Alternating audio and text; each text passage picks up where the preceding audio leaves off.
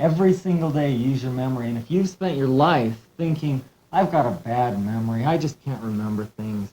Oh, you'll have to write that down. I can't remember a thing. Darn, I forgot to do those things on my list. I'm so absent-minded. Gee, you'll have to excuse me. I just can't remember names. You know, I'm good with faces, but I can't remember names. All those old, weak excuses that all fall under this general category of I have a bad memory. You can throw all those out. There's no reason from here on out for you to say I have a bad memory. You don't have a bad memory. People who have a bad memory are people who are brain damaged. If you're brain damaged, okay. And one thing that gives you, when you can remember a person's name, you can have the confidence that you need in life to be successful.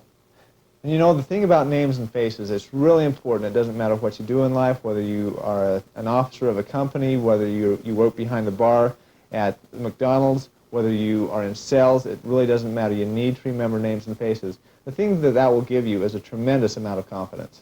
I don't care who you meet tomorrow. If you don't meet anybody, then you walk out on the street and grab somebody by the hand and introduce yourself, and they'll think you're a lunatic, but get their name out of them. Go ahead and use your word substitution. Some names are so easy to substitute. Steve Nickel. When I met Steve Nickel, I remembered sleeve and, of course, a nickel with your picture on it, in fact. And what I pictured, the first thing I saw in you were your eyes. I think he has these big, beautiful blue eyes. And Steve Nickel. So I pictured him with sleeves, shirt sleeves hanging out of his eyes and nickels falling out of the sleeves. Now that wasn't too tough, kind of a ridiculous image. The next time I met him, I said, Steve Nickel, how are you doing? And he was able to remember my name as well. So that's the way that you remember names. You'll never again run into that situation where you run into somebody and say, oh, yeah, when they remember your name, you remember theirs. And the amazing thing about the link system and the power of it is that you can use it not only with objects, which is there you can visualize objects, you can also use the link system with abstract ideas, and we can get into that a little bit later. Sure, you remember it. You meet a girl named Dorothy Snowden. What do you think of Dorothy? Wizard of Oz. What do you think of Snowden? Snowed on, snow on her head. So the next time you see her, you just say, well, if it isn't old Toto Slushhead, you're right. Now I'll give you one more. I'll take Tony, and I'll say Toenail. So closer to Tony than to any other name, it's unlikely that I'm going to walk up to him later and say, Toenail, how are you doing? I'm going to remember that it's Tony. It's called original awareness. Because you heard Tony, and you thought Toenail. Okay, I'll take your cheeks. I'll use the cheeks. Why are his cheeks kind of bulging out? Because they're full of toenails. Every time he cuts his toenails, he puts it in his cheeks. All right, his last name is Smith. Now, for Smith is easy. You can think of a blacksmith. And, a blacksmith may even be difficult, so I think of an anvil. Back the blacksmith's hammers on. Okay, now I have an anvil and a toenail. That's right. And what toenail is, what we're doing here is using a technique called word substitution. You use word substitution. Toenail is a substitute for Tony. You put that on his cheek, or in his cheek in your example, and because of what he called original awareness, you would remember that his name is Tony. You'd then see an anvil linked to the toenail, and maybe an anvil smashing some toenails. That would link the Smith to the Tony. Let me just see what I've got here, find a name here on one of these articles. I have Donald Korn. That's his name, K-O-R-N. Again, Donald Duck is the first thing that pops into my head. Come up with the first visual image, the first thing that you see. And this isn't a face, this is not a picture of Donald Korn, but let's just say it is. Here's a man. The first thing I see on him is kind of a bulbous nose, just a little kind of round Santa Claus-y bulb on the end of his nose. So we might see Donald Duck standing or jumping on this person's Santa Claus-looking nose, and then we link the corn to Donald Duck. The Donald Duck is eating corn, maybe out of the person's nose. In fact, what I picture is Donald Duck myself. What I pictured was Donald Duck hanging onto the guy's nose and reaching up and catching corn as it's falling. But in any case, what you do want to remember, even if it's Donald Duck eating corn out of the guy's nose, when you walk up to him the next time, you're going to say, well, howdy, it's Donald Korn. The funny thing is, you may be afraid that you're going to say, it's Donald Duck Corn Nose or something, but it's not going to happen because you had original awareness. The first thing that you heard was Donald Korn, not Donald the Duck Corn Nose. That's right, and the thing that you need to make sure is that you do have that original awareness, that you do know that his name is Donald Korn. if he comes up to you and you say, hello, I'm Steve Nickel, and he says, hi, I'm... Use these systems in your everyday life. Use the loci and the link. You can remember all those things that from day to day you've been forgetting for years. There's nothing worse. I've been with my wife places where we've run into somebody. I was supposed to know their name. Yeah, this is my wife. This is Debbie. Because I introduced, or wanted to introduce my wife to my boss last week, and I could not remember my wife's name. Now that's embarrassing. It happens to all of us. Yeah, this is my wife. This is Debbie. So I can say, Tony, how are you doing? Honey, this is Tony. I can't remember her name, but this is Tony. Tony, you know, and Tony this and Tony that. Use his name as much as possible. Listen to the name. We don't listen. Nobody listens. When you're introduced to somebody, you're so concerned about hearing your own name. I want to hear Bruce. I don't care what your name is. I want to hear Bruce. So once I hear Bruce, I'm satisfied. If your name's Mike or Jed or I don't care what your name is, Tony Smith, I never hear it. But now start to change that. If you want to remember names, shake their hand. Tony, how are you doing? When you walk away from them, it was nice to meet you, Tony. It's the first thing I saw. When I saw Tony, I see these Coke bottle glasses. You know, the feature that catches my attention with Tony are his big cheeks. Kind of his jowly, jowls. yeah. Right. And so what we want to do is we want to take that outstanding feature and look at it and then put something on that feature that will help us remember the name Tony. Now we're going to link Tony Smith with this particular face. Now With Tony, this, in this case, with this cheek or with this jowl. Tony, I think of toe and knee. That's a personal thing. I just picture a big toe, this big, maybe ingrown toenail, this big toe, and sticking out of the toe is a knee, just dangling. Here's this knee. There's a toe knee for me. Okay. I think of Tony the Tiger. I see Tony Sure. the Tiger, and if I wanted to link that with Tony that's on this magazine, I would see Tony the Tiger coming out of his cheek. One other thing that you're going to want to do, it's also in the workbook, it's called mutilation. Pretty wicked sounding term for a very simple thing to do. Okay, what can we do to a doctor to mutilate a doctor? Well, let's break his legs, or let's crack his head open. In some way we're going to damage this doctor. If you don't want to be that violent, what you could do is you could take away the stethoscope. If you always see the doctor with a stethoscope on, and then take it away or bend it up. Wrap it around his neck. I'm the violent one. Okay. What I see blood as, if I want to see it mutilated, I see a lot of air in it, a lot of bubbly blood. I always think of it boiling, which is pretty close to that, I guess. I think of it burning up and boiling. Okay. And what was next? The bones. And what can we do to a bone? Obviously, you have broken bones. Sure, you just break it over your knee. And the next thing on our list was the Coke. And what can you do with Coke? The Coke then is Pour it poured all out. over the duck. The All over duck the- flies up and lands on the queen's head. Or I see the queen waddling around like a duck. Right? The queen is really a housewife, and King David, Is looking down on her. and then all you have to do, those images are very easy to visualize. All you have to do now is translate back. I always like to take Donald Duck and wring his neck. It's just a personal thing. And then what did we have next? The queen. The duck landed on the queen's head, or the queen was waddling around like a duck. I would see the queen possibly laying down on the ground dead. Okay, she's dead. I like to behead her, but it's personal preference. And then we have a housewife. A housewife, you could see her, maybe she's been working so hard, sweat is dripping off her, and she's passed out on the sofa. She's working so hard that she finally gave up. She hung herself. She's hanging from the rafters. He really mutilates. In fact, if you want to impress somebody, try this mutilation tonight. Did I mutilate a duck? Sure, I wrung Donald Duck's neck. There are different ways to mutilate things. We've just shown you probably the simplest way. The next time, maybe you want to mutilate them by fire. The most important area of remembering, or the memorization process, is the way to remember names. You always remember the face, you don't remember the name. You don't go up to somebody and say, boy, I know your name, but that face, I sure can't place the face. You don't say that. You don't walk up to Sally and say, hi, I'm... I know your name's Sally, but what do you look like? You don't do that. I did the same thing with my 4-year-old daughter, and she was able to remember the story that I told her. She has no idea what cards are, but I told her the story that she needed to remember. I was asking her things like, what comes after the doctor? She would say, blood. I say, where does the blood go? It goes on the bones. She can remember the stories. In fact, why don't you shuffle them, Bruce? Why don't I do that? Shuffle them on my knee. We'll do one more and then we'll stop here. The King of Diamonds, I think of a king that starts with the letter D, I think of King David. Okay. King David in the Bible that looked down on Beersheba. Okay.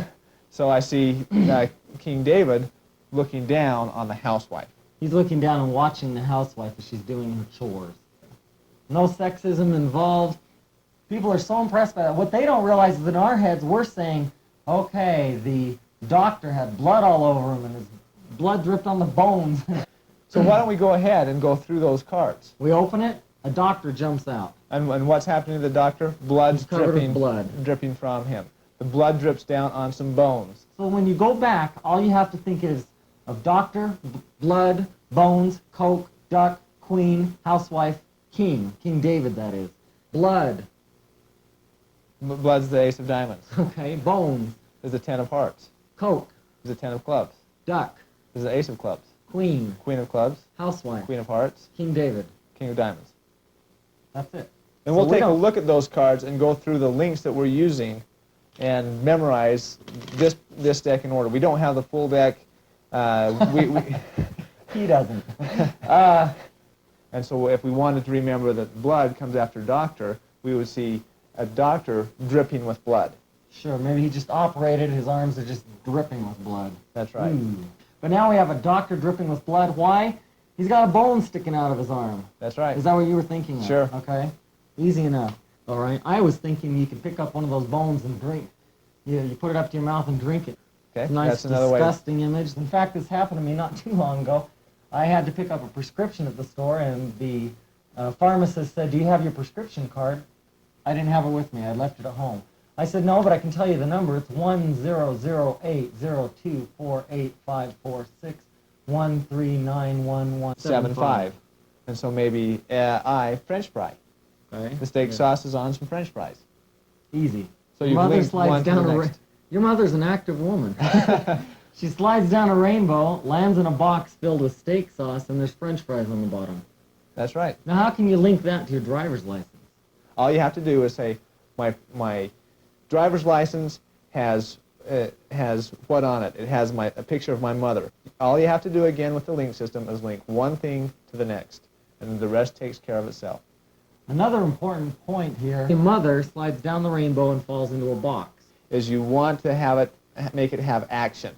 In other words, if you wanted to see a glove, see a very, very small glove or a very, very large glove.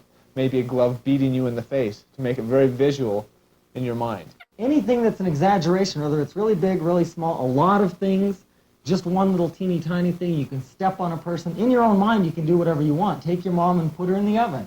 And, not only can some people fulfill fantasies that way, when I sat down in that Jell-O, it was a tactile experience. The other thing you can do is emotional, and that has to do with mutilation, sticking a dog in the refrigerator. It was a sofa and you had Jell-O pudding, you sat And down I in sat it. down in the Jell-O pudding. And now I'm going to reach into my briefcase again and pull something out at random. Let's see what we get here. It's a broken piece of a recorder, like a flute.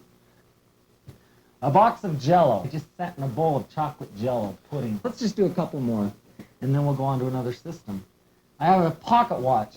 The next thing is the fireplace. Can you remember what was in the fireplace? Somebody was burning. If I remember right, it was your doctor. He was on fire. There's a sofa. You walk in, there's the sofa. The next thing that comes along is the fireplace. Then the piano, then the planter box, then a dining room table. You go to the kitchen, there's the refrigerator. Then there's the oven. Then there's the microwave oven. Then there's the bread box. Then there's the sink, the kitchen sink. Then there's a toaster. Then there's where you put the canned goods. Let's walk downstairs. There's the stairs. You walk in, there's a toy box. Then there's a TV. There's a VCR. Then there's a speaker. Then you go into my den, and there's a closet with shelves in it. There's a bookshelf. There's a computer system. Whoa. But what we can do is we can put my doctor in the fireplace. The fire's going. I see my doctor burning up. That's a very vivid image in my mind. It's your mother's birthday. You got to call her.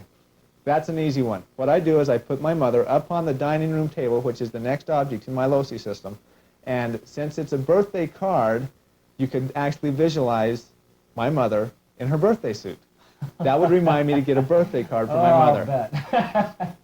All right, Dr. Freud wants to see you right after this taping session. So I open up the refrigerator and I see dogs coming out at me. And Alright. in fact, they run out and run right over the top of me. That would remind me to take my dog for a walk. Let's go back now and take another look at that LoSae of yours. I want you to go through your own home, Steve, and I want you to name each item as we come to it, and I want to see if I and the people listening to the tape can remember what that object was and what it was that you needed to get done. Each of you in the audience can do the same thing. If you walk into the front door of your home, whether it's an apartment, your home, a tent, whatever it is, you know what's there. You know, without your permission or knowledge ahead of time, I planned a little something of my own for you. I brought with me about 40 items, and what I want you to do is select them from my briefcase in any order. You can pick out any 20 items, and I want you to remember them in order. And I remember this is going to be on tape, so the people who are watching this are going to see if you mess this up. Are you ready?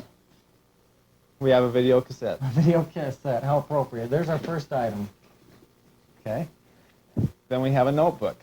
Then we have some film. I guess some film. Right. There you go. Okay. Then we have some sunglasses. Incredible. And then we have a book to read. Then we have a picture of Casper the Friendly Ghost. Oh, we'll call it that. And then we have a playing card, The Joker. a joker. And then we have a book of matches. Then we have a cookie cutter. Then we have a yellow marking pen. Right. Then we have a rubber scraper, Spatula, scraper. rubber Okay. spatula. How's that? What have we got? No, keep going. I Okay. know you're good. Okay. Then we have, what in the world is A this? jar of knickknacks. A jar of knickknacks. You picked it. Then we have a deck of Crazy Crazy Eight Eights. playing cards. Okay. Then we have a wrench. Uh-huh. One more. Then we have an all-purpose Swiss Army knife. Swiss Army knife. Did you link those? Certainly. The first thing we have is a VCR. Then we have a notebook. Then we have some film. Then we have sunglasses. Then we have the book. Then we have Casper the Friendly Ghost. Then we have a playing card. I think it was a joker. Then we have a book of matches. Then we have a cookie cutter. Then we have a yellow marking pen, a rubber spatula, a rubber scraper. Then we have some knickknacks. We have a deck of Crazy Eight playing cards, a wrench, and a Swiss Army knife. That's great, Steve. And from now until the end of your days, you can have a perfect memory. You know, the power of our mind is just incredible. And with the tools and techniques that we've shared with you, the LoSae system, the other memory tools and techniques that, Bruce, that you've mentioned, you know, we can begin to unlock the power of our mind so we can open up memory power.